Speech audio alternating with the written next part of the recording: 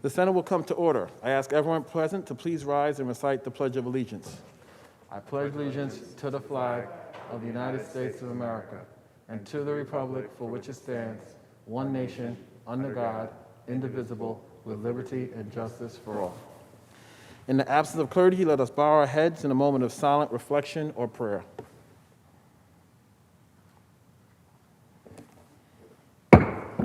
Reading of the Journal.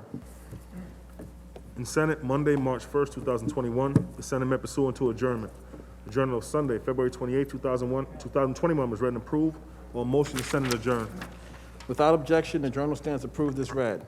Presentation of petitions, messages from the Assembly, messages from the Governor, reports of standing committees, reports of select committees, communications and reports from state officers, motions and resolutions. Senator Jannars. Mr. President, can we adopt the resolution calendar with the exception of Resolution 437? All in favor of adopting the resolution calendar with the exception of Resolution 437, please signify by saying aye. Aye. Opposed, nay. The resolution calendar is adopted. Senator Jannars. Can we now take up Resolution 437 by Senator Kennedy, read its title only, and recognize Senator Kennedy? The Secretary will read.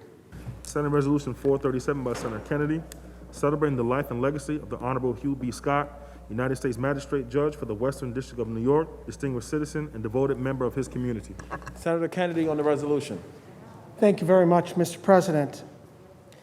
Today I rise to honor a Buffalo legend, a legend in our state and nation, a true trailblazer that we heartbreakingly lost earlier this month, the Honorable United States Magistrate Judge Hugh B. Scott. Judge Scott was born and raised in Buffalo in Western New York, attending Buffalo and Amherst public schools, and later receiving a degree from Niagara University, where he met his wife Trudy, as well as being a graduate of the University at Buffalo.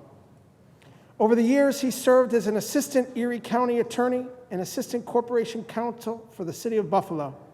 He later became the first black assistant U.S. attorney with the U.S. Attorney's Office for the Western District of New York. He was nothing short of ambitious, working in the State Attorney General's office, becoming a Buffalo City Court judge in the 80s, and ultimately earning the title of United States Magistrate Judge, where he made history yet again as the first African American to serve as a federal court judge in the Western District of New York. Judge Scott believed deeply in justice, but he also believed deeply in people. He was responsible for creating the U.S. District Court's Reentry Court, designed to help people who had served sentences with job training and other skill development in order to support their transition back into society. Because that's who he was. Judge Hugh Scott was invested in creating a better path forward for New Yorkers. For more than 30 years, he returned to his alma mater, the University at Buffalo Law School, to teach trial technique. He served on the Board of Trustees of Niagara University, Canisius College, and the Catholic Health System. And he was an active member of transformative community and cultural organizations like the NAACP, the Buffalo Urban League, and the Buffalo Philharmonic Orchestra, just to name a few of dozens. But above all, Judge Hugh B. Scott was a family man. He was a husband, a father, and in recent years, a grandfather. When you spoke with Judge Scott, his family would inevitably always come up in conversation because they were his ultimate source of pride. Although his community commitments were plenty, his family always came first. That was Judge Scott, a tremendous man of honor and integrity. We laid Judge Hugh Scott to rest this past Sunday, and so many people lovingly shared their own memories of him. A Buffalo icon with an enormous heart. His legacy will live on with his children and the city he dedicated his life to, and for that, we are forever grateful. As a legislature, we send our deepest condolences to his family, his wife, Trudy, his wife of 47 years, mind you, his sons, Hugh Jr. and Everett, his daughter-in-law, and grandson. May Judge Hugh B. Scott rest in peace. Thank you, Mr. President. Senator Mayer on the resolution. Thank you, Mr. President. I rise to speak about this resolution and, more fundamentally, to speak about the kind of man that Judge Hugh Scott was and how important he was to hundreds of young lawyers, myself included. In 1982, as a young lawyer in Buffalo with an infant child, I applied for a position as an Assistant Attorney General in the Buffalo office of then Attorney General Bob Abrams. The AAG in charge of the office was Hugh Scott, a smart, principled, and strong lawyer with a great reputation. Before him was the newly elected Attorney General's charge to change the office from purely a defensive law office to one that promoted public advocacy and cases on behalf of the public interest. They had created a new job, an attorney for public advocacy. I applied for the position and wasn't sure I would make it. For right before I applied, I had sued the chief clerk of the Federal District Court for pregnancy discrimination and taken on a person with power and influence. Having been an assistant U.S. attorney, Judge Scott knew that the chief clerk wielded enormous power over the district court, a court of great importance to the office. I was afraid he would be cautious and risk-averse, as some in government have the tendency to be. But to my surprise at the time, he openly admired my courage and persistence for openly challenging a discriminatory practice. He hired me, encouraged me, and was a mentor to me personally. He set me on a path of advocacy and legal courage that I owe in large part to his willingness to take a chance to help and propel me on a journey that led me to this chamber here today. As Senator Kennedy said, Judge Scott had extraordinary accomplishments.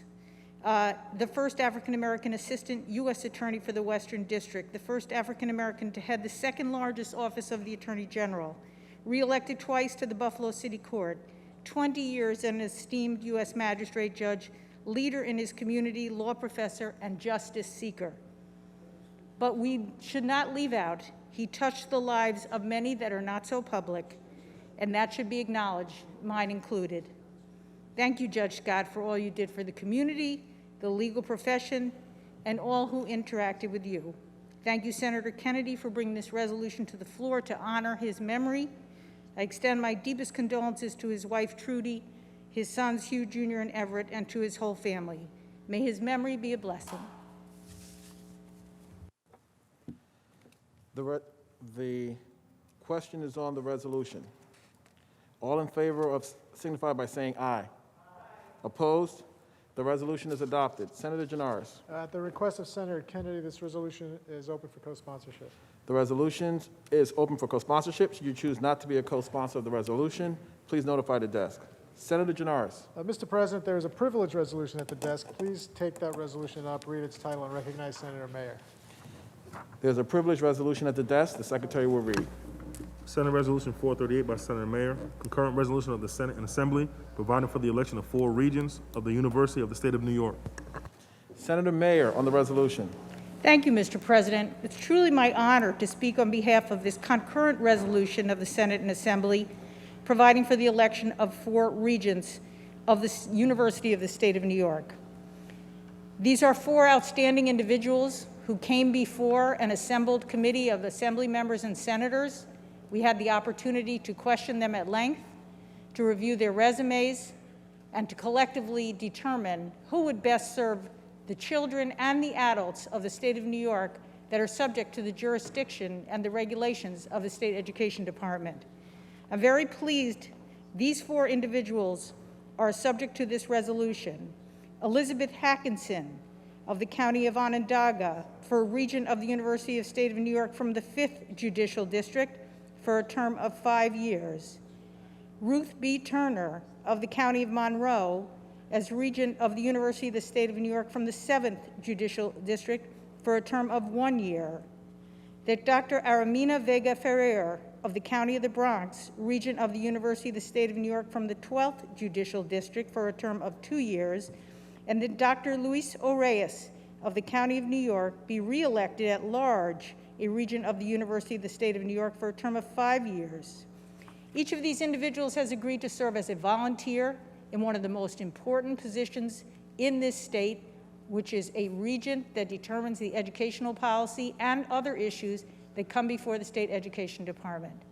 I commend my colleagues to be voting in the affirmative on this very important step forward. We look forward to working closely with these regents as we do with the others, and we thank them for their service, their willingness to volunteer, and most importantly, their willingness to share their experience and knowledge with all the people of New York. Thank you, Mr. President. Senator Cooney on the resolution. Thank you, Mr. President. I rise in support of Ruth B. Turner's appointment to the New York State Board of Regents on behalf of Senator Brooke and myself. Ms. Turner has nearly 2 decades of service and education in large urban school settings. Most recently, she's provided critical leadership within the Department of Student Support Services within the Rochester City School District, my alma mater. Ms. Turner is a licensed clinical social worker who brings her experience in restorative practices, implicit bias, and social and emotional learning to this work at the time when these practices are so greatly needed for our students who are seeking to recover from the COVID-19 pandemic. Ms. Turner understands these unique needs of our diverse student population across the 7th Judicial District, and she will be a passionate advocate for our school-aged children. On behalf of the educators, administrators, students, and families, we are so confident that Ms. Turner will bring a trusted community voice to the Board of Regents, and I strongly support her appointment. Thank you, Mr. President. The question is on the resolution. The secretary will call the roll. Addabbo, Gianaris, Kruger, Ort, Stewart, Cousins, White. Announce the results. Ayes 62. The resolution is adopted. Senator Gianaris. Mr. President, can we now take up the calendar? Secretary will read. Calendar number 88, Senate Print 1463A by Senator Addabbo, an act to amend Chapter 473 of the laws of 2010, amending the racing, pari-mutuel wagering, and breeding law. Read the last section. Section 2, this act shall take effect immediately. Call the roll. Addabbo, Gianaris, Kruger, Ort, Stewart, Cousins, White. Announce the results. Ayes 62. The bill is passed. Calendar number 145, Senate Print 238 by Senator Thomas, an act to amend the social services law.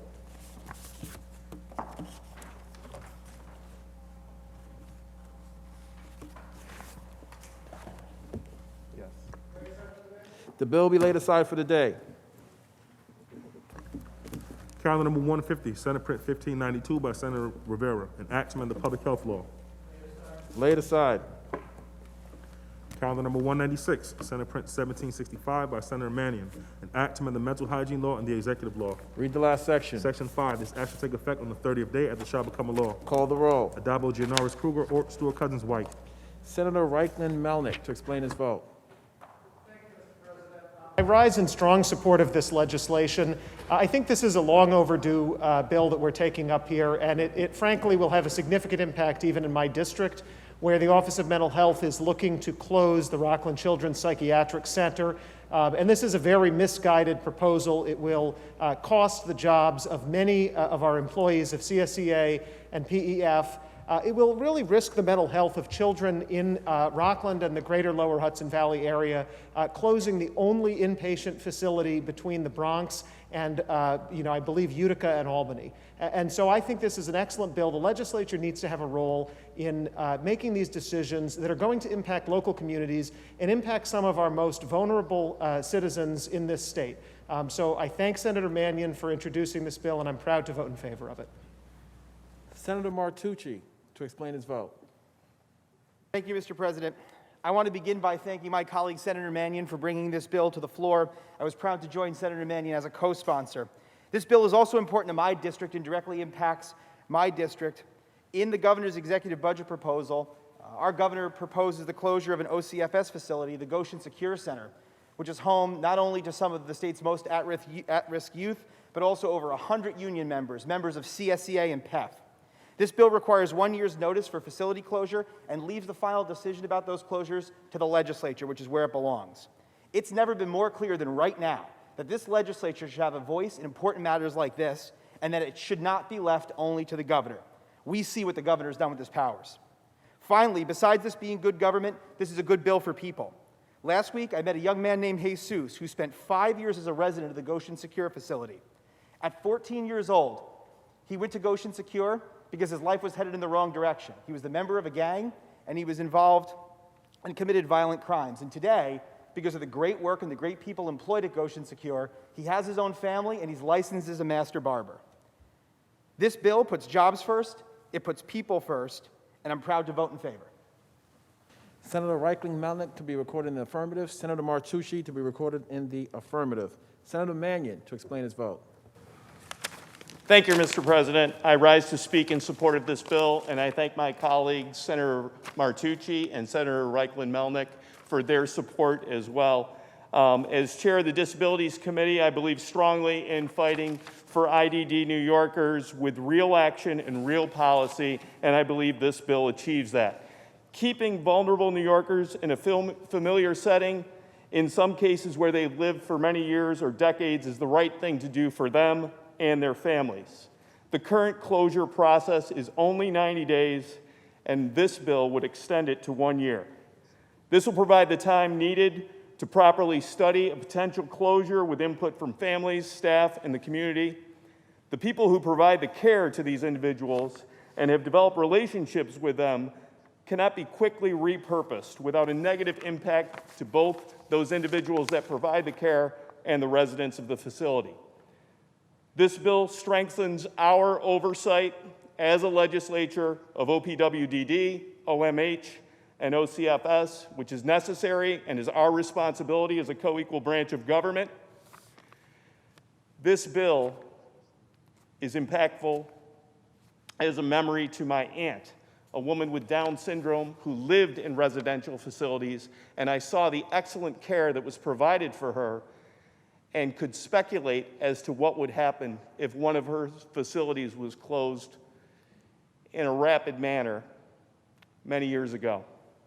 I watched as my father advocated for her to make sure that she was in a sound facility with quality care providers, and we saw the fruition of that.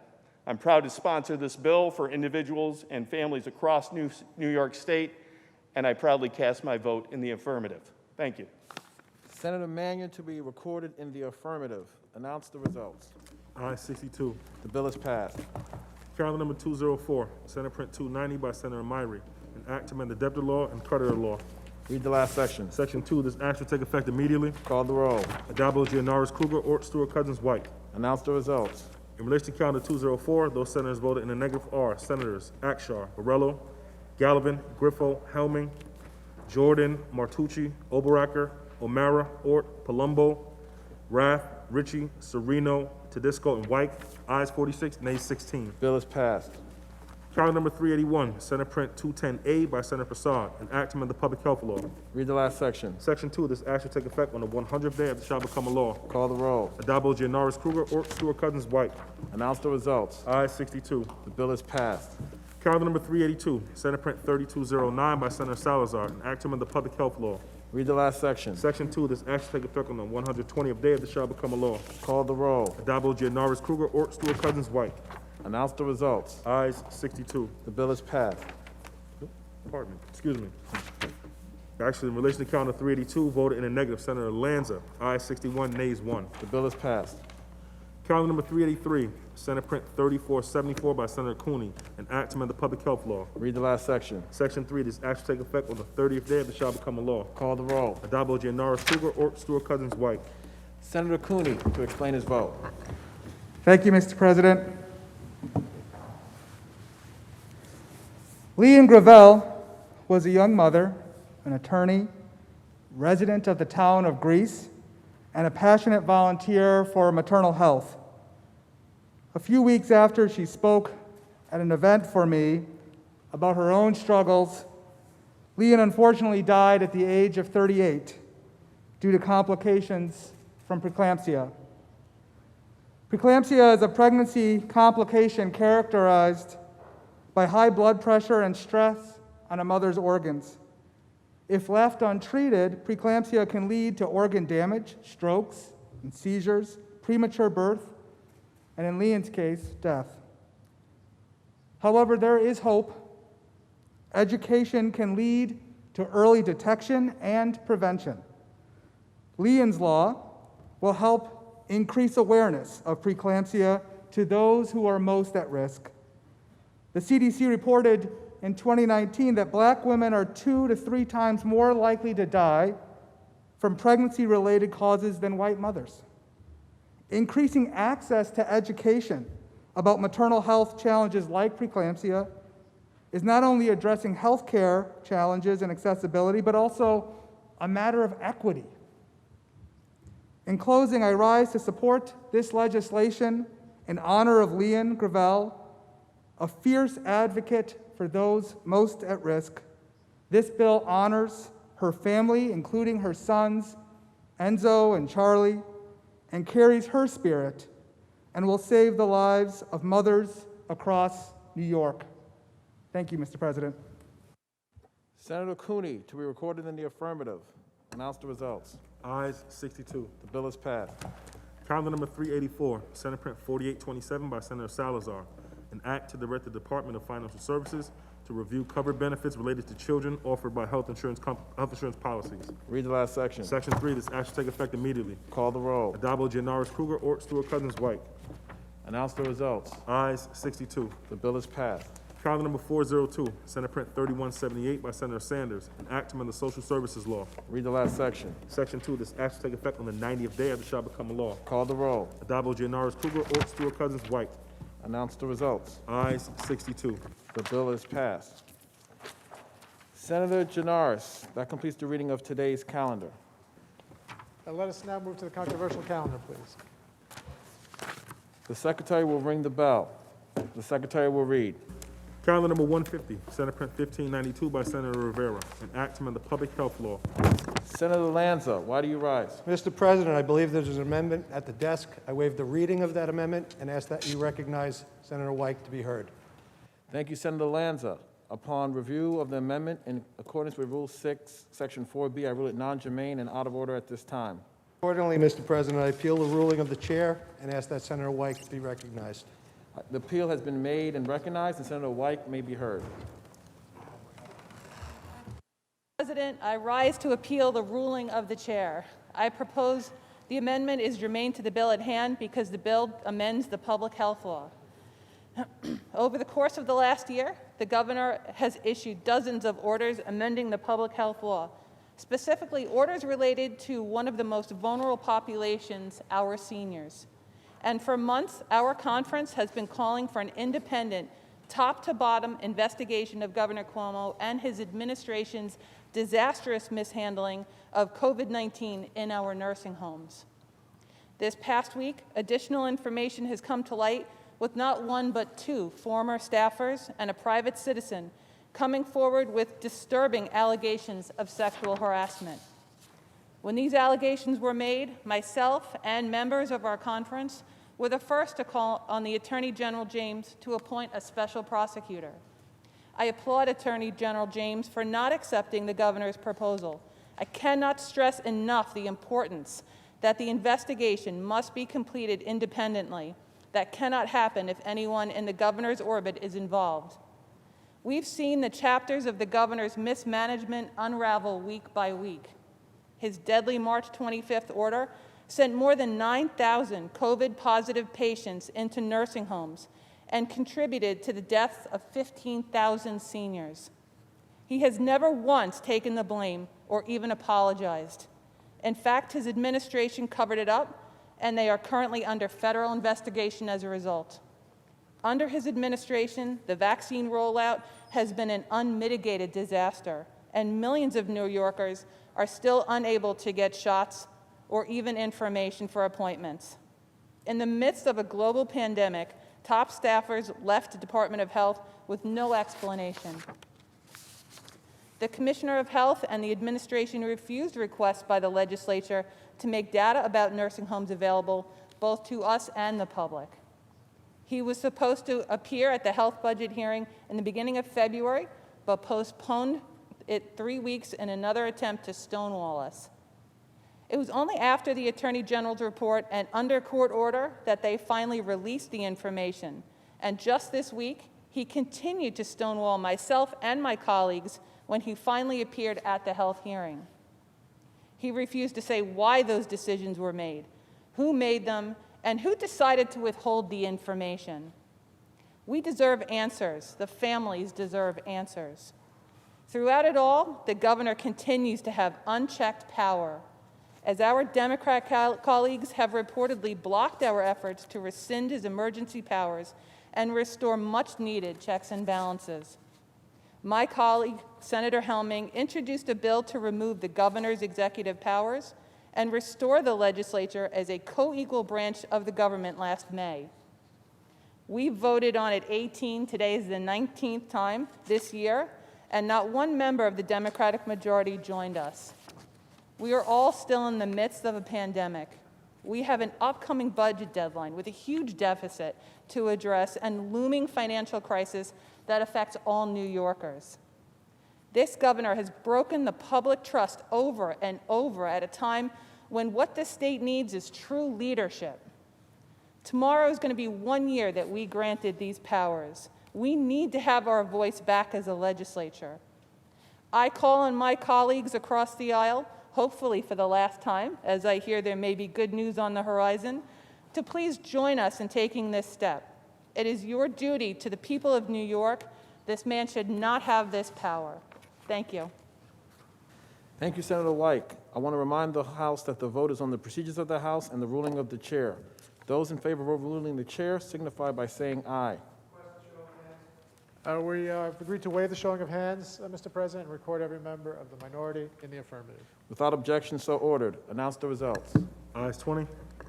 The ruling of the chair stands and the bill in chief is before the House. Are there any other senators wishing to be heard? Seeing and hearing none, debate is closed. The secretary will ring the bell. Read the last section. Section 2, this act take effect on the 1st of January. Call the roll. Adopted by Janoris Kruger, Stewart-Cousins, White. Announce the results. Ayes 62. The bill is passed. Senator Janoris, that completes the reading of the controversial calendar.